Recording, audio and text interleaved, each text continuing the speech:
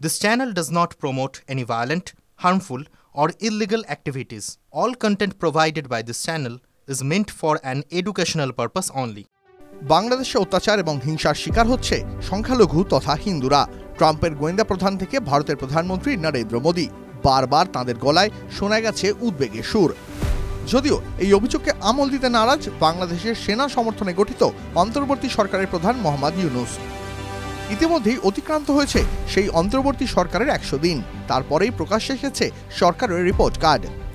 সেই রিপোর্ট বলছে, বাংলাদেশের ধর্মীয় ও জাতিগত সংখ্যালঘু এবং প্রান্তিক জনগোষ্ঠী সম্প্রদায়ের মানুষ বারবার হিংসার শিকার হয়েছেন ইউনূস সরকারের ভুলের কারণে।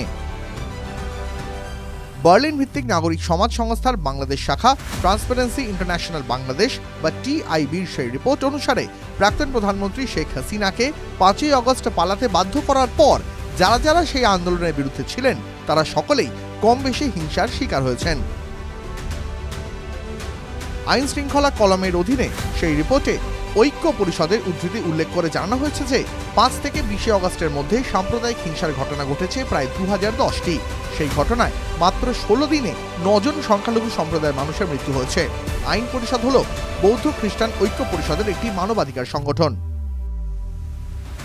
TIBর সেই প্রতিবেদনে আরও বলা হয়েছে যে বাংলাদেশে ধর্মভিত্তিক রাজনীতির প্রভাব বাড়ছে।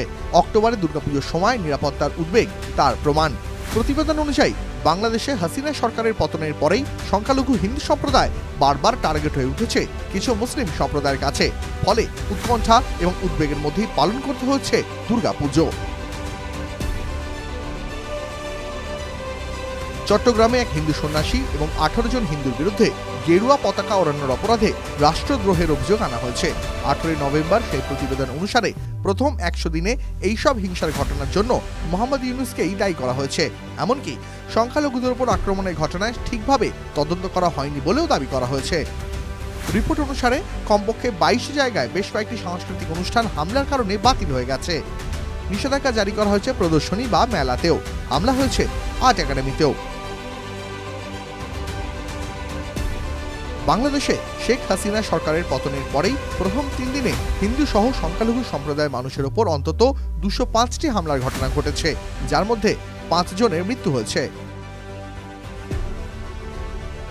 বাংলাদেশে হিন্দু বৌদ্ধ খ্রিস্টান ঐক্য পরিষদ এবং বাংলাদেশ পুজো উদযাপন পরিষদ অন্তর্বর্তী সরকারের প্রধান মোহাম্মদ ইউনূসকে এই বিষয়ে একটি খোলা চিঠিও দিয়েছিল। হাজার হাজার হিন্দু সুরক্ষার দাবিতে রাস্তায় নামেন।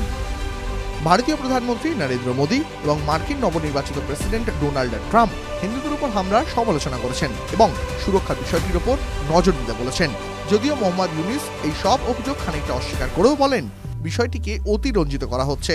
তবে সত্যিটা কি অতিরঞ্জিত নাকি রূঢ় বাস্তব, কোনটা, এই প্রশ্ন থেকেই যাচ্ছে। TV9 Bangla digital.